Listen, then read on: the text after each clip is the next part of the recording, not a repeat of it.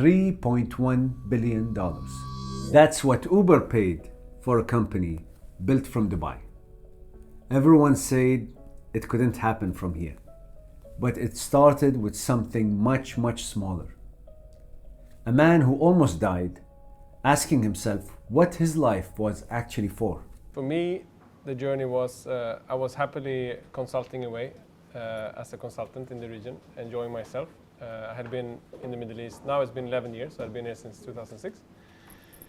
And really enjoyed what I was doing, but my life took a bit of a turn. I had a brain bleeding out of nowhere, and very long story short, I survived, which was great. But it really gave me an opportunity to reflect on life. And you know, what's life? Why are you here? And what's your purpose? And why are we all running around? And what are we going to do with the time we have here? And while I was very happy at McKinsey, I realized that this is not my ultimate purpose. I need to do something really meaningful and big. So I quit and went looking for that purpose. A near-death experience, a decision to find meaning, a consultant who walked away from the safe path. His future co-founder came from a different starting point, but arrived at the same conclusion. Mudassir Sheikha grew up middle class in Pakistan. He'd seen what the region lacked, and after years building a career in the US, he felt the responsibility to come back. So I grew up in a middle class family in Pakistan. You can't take water for granted, you can't take electricity for granted. But as soon as I went to the US, you just see a different way of living. When I graduated from college, I had a sense of responsibility towards the region. I've seen the hardship. There is some giving back that should happen. Two founders, one given a second chance at life, one wanting to give back to a region he loved. Neither had built a company before, neither had the playbook, neither knew what was coming. That outcome wasn't luck. It was designed. And in the next 30 minutes, I'm going to show you exactly how they did it and why it's more replicable than anyone's told you before. I'm Adel, and this is Exit Builders. Before we go further, I wanted to be honest with you about why I'm making this. I've spent over 20 years in the region's startup ecosystem. I've seen brilliant founders build amazing things, but then struggle when it came time to exit. Not because they lacked talent, but because no one taught them how to build with acquirability in mind. Careem changed that conversation. Not because they got lucky, because they understood something most founders miss. This purpose of Careem, remember, that we talked about in chapter 1, simplify the lives of people and build an awesome organization that inspires. We are extremely early in this purpose. There are 500 million people that live between Morocco and Pakistan. Not the valuation, not the exit, the purpose. Simplifying lives, building something that inspires. The billion-dollar outcome followed from that clarity, not the other way around. The startup world loves to celebrate unicorns. We just love it. They'll point to Careem and say, dream big enough and you can do it too. That framing gets it backwards. The thing we were looking for back in 2012 was we wanted to build something, and we knew it had to be meaningful and it had to be big. There was also a need to create inspiration. There was also a need to create confidence and self-belief that these big things can also be done from here. From here. I want you to sit with that phrase. Big things can also be done from here. Not despite being here, not even though we're here, from here. As an advantage. This wasn't about copying Silicon Valley. It was about proving that emerging markets could build world-class companies on their own terms. And when the deal had happened, I think our monthly active users was 5 million. So out of the 500 million people, we're only simplifying the lives of 5 million on a monthly basis, which means that there is at least 100x more people that we should be helping. 5 million users, 500 million potential. They were 1% of the way there. The exit wasn't the end. It was a strategic move to unlock the next chapter. Unicorn status is an outcome driven by market timing, funding cycles, factors outside your control. Acquirability is a design choice driven by how you build, how you position, how you operate, completely in your control. And in emerging markets, that design choice is actually easier to execute than in Silicon Valley.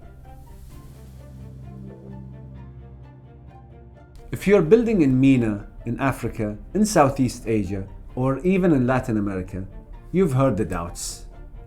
Your market is too small, too fragmented, too risky. I'm going to show you why that thinking is exactly backwards. What looks like a disadvantage in the unicorn lottery becomes an advantage when you're building strategically. Careem understood this from day one. While Uber optimized for global scale, Careem optimized for local depth. Being a consultant in the region in my prior life, I traveled a lot. Everywhere I had this one guy that I had met once. So you call him and you're like, Noshad, are you free? I'm in Doha airport. And he's like, oh, I'm busy, but I'll send my brother, I'll send my cousin. And then if you're lucky, you get to your destination. It's probably an important meeting, so you have to be on time. You have no idea about locations. You have to haggle on the price. You get the little handwritten receipt that you don't even know what it says because it's in Arabic. So the whole experience was, quite choppy to say the least, right? 1 year in, 4 cities, already they diagnosed the core problem. An entire industry that hadn't caught up to technology. Global players saw emerging market chaos. Too messy. Careem saw opportunity. To capture it, they identified 3 types of gaps. These same gaps exist in every emerging market. The specifics change, the categories don't. You don't need to solve gaps across 22 countries. You need to solve them in your city, your vertical, better than anyone else. That's acquirability, and it's learnable. A cultural gap is the disconnect between how a company thinks things should work versus how they actually need to work. Force ourselves to go live and do the first trip at 6 weeks, even if it meant that we were processing the entire trip manually. So the first version of Careem was essentially a very simple booking form. So when you put in your pickup address and your drop-off address and your timing, what actually happened on the back end was that we got an email with your booking. And that email went to a phone that had a very loud ringtone. We manually sent an SMS to the customer, your Careem is on the way. We basically had to call these captains one by one. And mind you, back then we had no technology in the cars, so we had to manually guide the captains over the phone. From a customer experience, it looked relatively professional, but in the kitchen, it was a complete zoo. A complete zoo. This is how a $3 billion company started.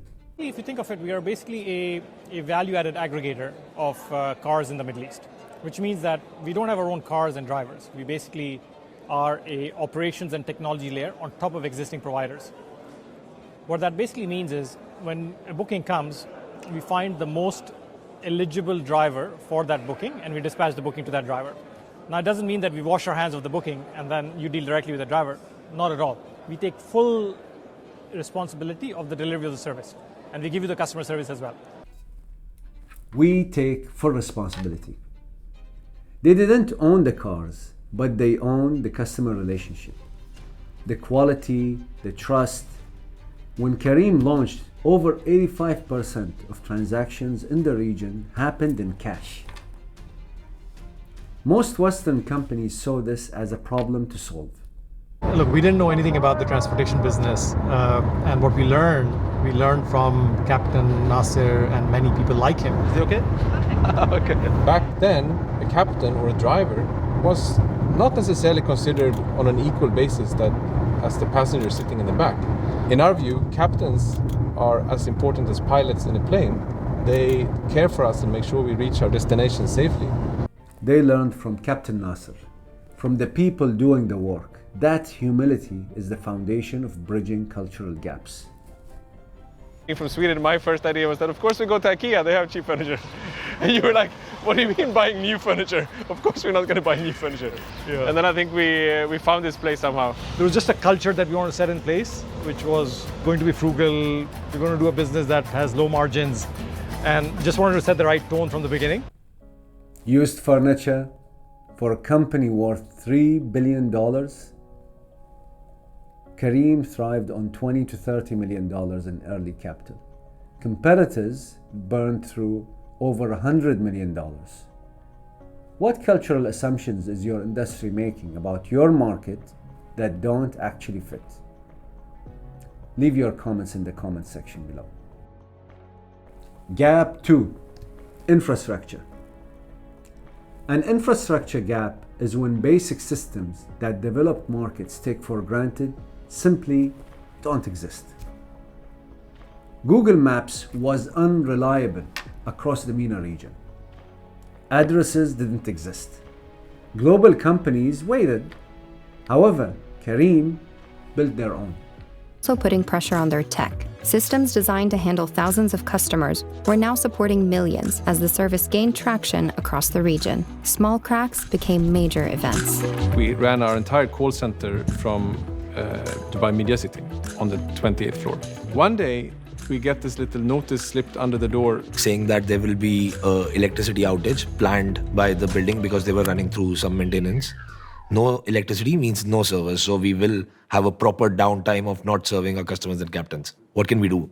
And then someone just said, like, should we borrow electricity from one of the plugs by the lift, where actually it's an emergency, and even if the light kind of goes off in the building, that switch might work. We ran down, we bought every extension cord we could find, and we essentially moved all our call center systems into the hallway or through extension cords connected to where the elevators were.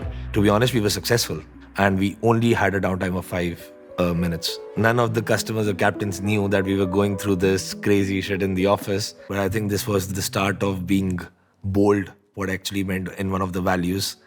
5 minutes of downtime, running extension cords through hallways, not just resourcefulness, the mindset that builds companies worth acquiring. So if you go to many of the cities and countries that we've gone to, and these include places like Pakistan, Iraq, Palestine, Sudan, we've had to build a lot of the basic infrastructure that you need to operate a service like ours, which includes we've had to build our own locations database, our own maps, our own payment systems, our own messaging systems, our own call centers. And a lot of that infrastructure that we have built in the process of building a ride-hailing business now can be leveraged and can be the building blocks of other services. Their own maps, their own payment systems, their own call centers. From 2018-19, I think we developed a tool called Amaken. This tool was to add locations to our database. The team really took it to the next level. We thought we'll start going to every community in Dubai and start mapping these villas, these HTLs, which is like your high density locations, and improve and offer a very, very personalized experience for our customers. The team on the ground actually went community by community, added close to 60,000 new locations in Dubai in like less than 2 to 3 months. And we started showing up these to our customers on the app. The experience was phenomenal. Customers loved it. They were shocked also at times how Careem knows which villa, and best part, the matching, the car came at the right location, right? And then what was the task ahead of us was how do we scale this, right? This is where, again, teams showed great intent. We used our own resources to kind of scale this to other markets, and till date we have close to 500,000 locations which Careem has added, where we actually promote these locations over the third party or Google locations, which helps us save a lot of cost as well. 500,000 locations mapped by hand. When the infrastructure gap is wide enough, filling it becomes your competitive advantage. The lesson isn't about maps. It's about identifying the infrastructure gap that global players won't solve, or they're not willing to invest the time and effort, and solving it yourself. What's the infrastructure gap in your market the thing everyone complains about, but no one is solving. Institutional gaps, the fragmentation of laws, regulations, and systems across markets. Most founders see regulations as obstacles to fight. Careem saw them differently. Many companies feel that unless they're disrupting something, they're not really like a cool company, definitely not a cool tech company, not worthy of becoming a unicorn. But our view at Careem is really that if you look at this region, which by the way is an amazing region, 700 million people, average age is 25, super well connected, it's like a gold mine. But there is so much pent-up demand for great services. So you don't actually really have to go and disrupt much. There isn't much legacy infrastructure or much legacy businesses that are really in the way or at the receiving end of being disrupted. So we really see ourselves as an enabler in the region. We are enabling use cases that previously weren't possible. Enabling, not disrupting. That mindset shift changed everything. Just a couple hours into trying to get a laptop and an email, one of my colleagues said, "Hey, there's a meeting with the RTA. This is your future role, so you should join me." The topic was, you guys are operating under no law right now, and this is not going to happen in Dubai. And I'm like, oh man, what did I just join? You're operating under no law. Welcome to pioneering in emerging markets. This guy basically told me, look, you'll be shut down. 10 of our captains were taken by the police. An hour later, 4 more. When we were standing in court at the Islamabad High Court, the gentleman from the Transport Authority kept talking about carriage laws. The honorable judge paused the hearing and said, they're doing flying taxis in the US, and here you are standing in my court and talking about carriage laws. Go and work with these people, then go and meet lawmakers together and go create a new law. The judge got it. Work with these innovators, create something new. Careem's response was adaptive. In Jordan, yellow taxis. In Oman, marhaba taxi. Global players optimize for uniformity. Emerging market winners optimize for depth. 3 gaps, 3 layers of competitive protection. None required Uber's capital. It required insight. The playbook, learnable. If you're watching this and thinking about your own gaps, I want to hear about them. Drop a comment. What's the one gap killing your growth right now? Is it cultural, infrastructure, or institutional? I read every single one of them.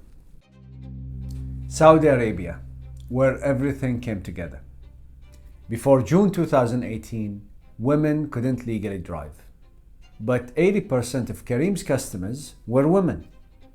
So Careem built features like call masking, emergency buttons, women-staffed call centers. When the ban was lifted, 10,000 applications from women wanting to become captains. A few minutes ago, a royal decree has been issued in Saudi Arabia giving women the right to drive. When the decree came out in 2017, we're talking about Saudi, where everybody I know was dreaming about that day, and then suddenly it was there. There was such a hunger and such an eagerness to just jump on it. So I think it took us, half an hour? Saying that we'll create X many Captina jobs in Saudi. The decree was out at 9. At 10:30, the tweet was out with a ready-made video, which was so powerful and so genuine.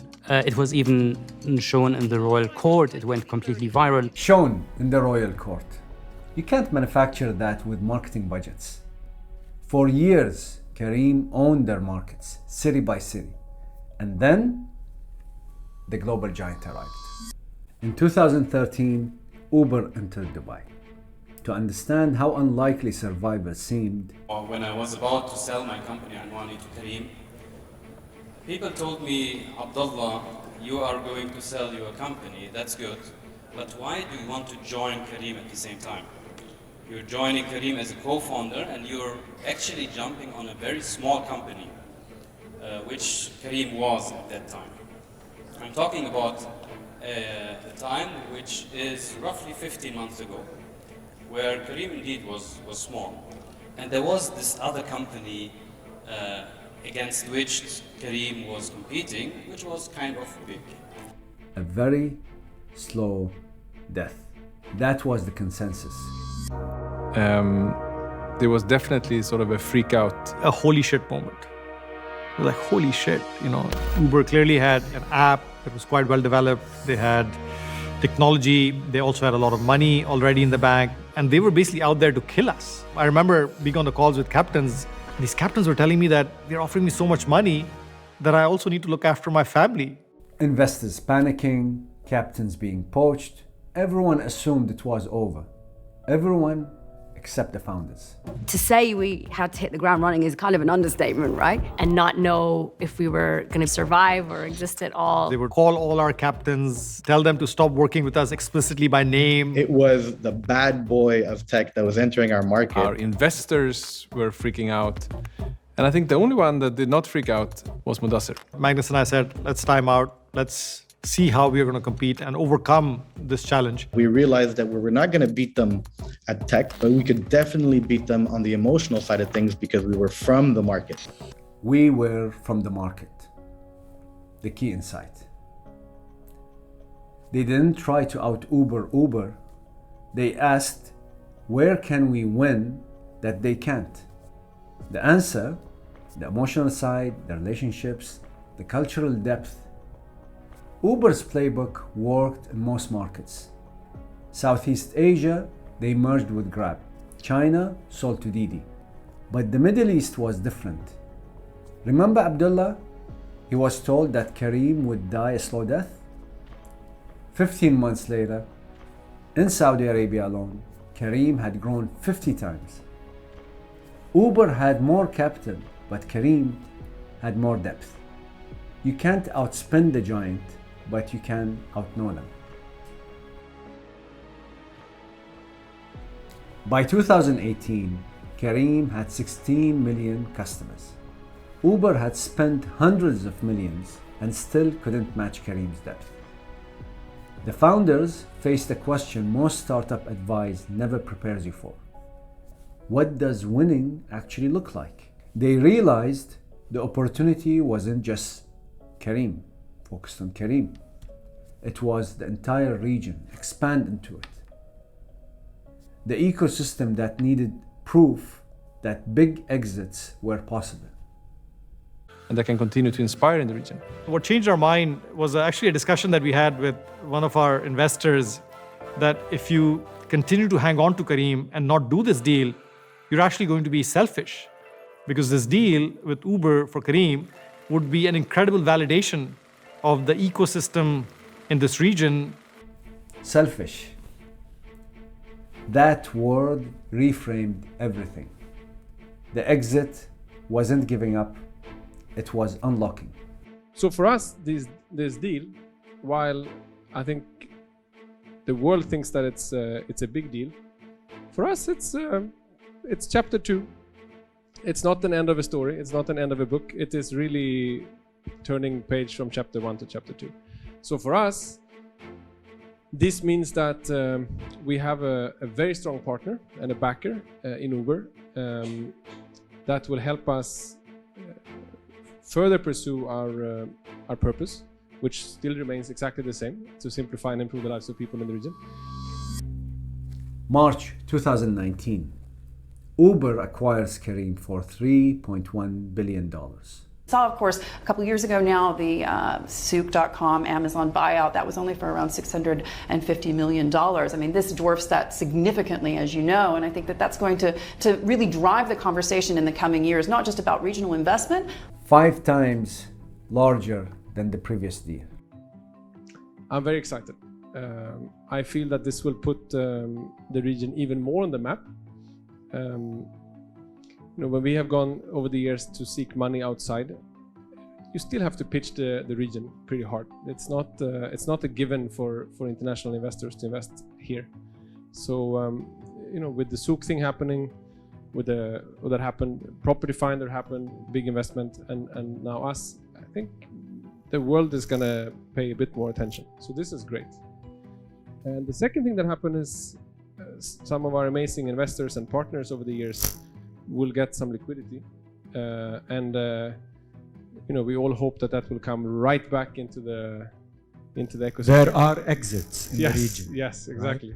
So we'll come right back into the ecosystem, and even excite even more LPs and investors that, man, you can actually invest not just for doing good. Of course, the world is gonna pay a bit more attention. The flywheel spins.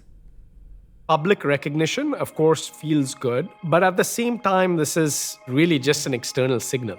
Looking back, it feels big, but in that moment, it actually didn't feel so big to us. When you're inside the company, you know all the things that are breaking or on the verge of breaking. And so you can see this external sort of recognition with a little bit of amusement.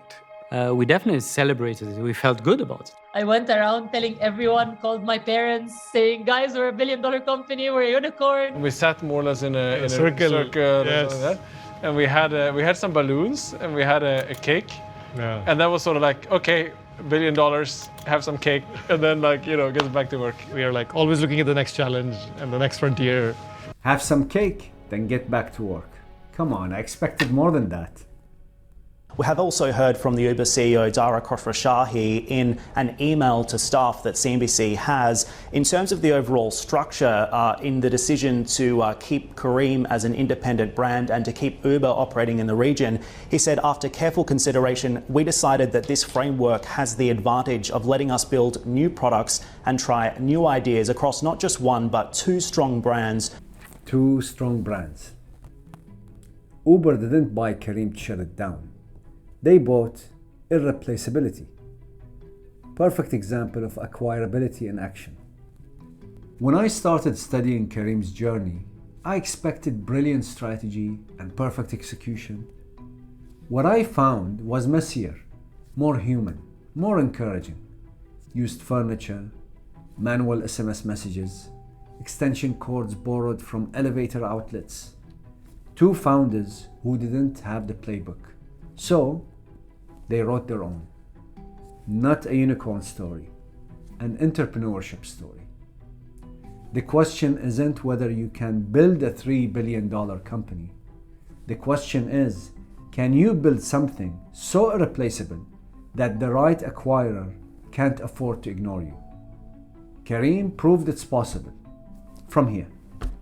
I remember this was late at night, I think 10 p.m. or even a bit later. I called a Careem to the office in Dubai. The captain picked me up, and on my way to my home, we had a conversation, and at the end, the captain said, "I'm really grateful for what you and Careem has done for me. Because of my earnings with Careem, I've been able to send my kids through school. I've been able to do this for my family, this for my family." And he said, there are tens of thousands of families in Pakistan that you have enabled to do things as a result of doing Careem. That's powerful. When you see that impact day to day in every ride, that makes you feel you're onto something important, and also makes you feel responsible. That if I have the ability, or if we have the ability to make this kind of impact, why should I not keep doing it? Tens of thousands of families, lives changed. For all the blessings that have happened, we feel a sense of responsibility to keep going and inshallah build an Amazon or Google type of institution from this region, because we believe that if we can build one, then there is a lot of value that we can create and overcome a lot of the shortcomings of our region, right? Whether these are political, economic systems not working in some of our countries, the fragmentation, and so on and so forth. Your exit can be this too. Not just a transaction, a statement. That's it for episode 1, the Careem Blueprint. Thank you for tuning in. Next month, a Kuwaiti entrepreneur who bought a tiny startup, a food delivery startup, for a few $1,000s, and then after 10 years, he sold it for $170 million to a German company. Talabat, some of you already know them. We'll be talking about the first mover's advantage. Different playbook, same principles. If you're serious about building something acquirable, hit subscribe. 1 episode every month for 12 months. After that, we'll see. I'm Adel. This is Exit Builders. Build something they have to buy.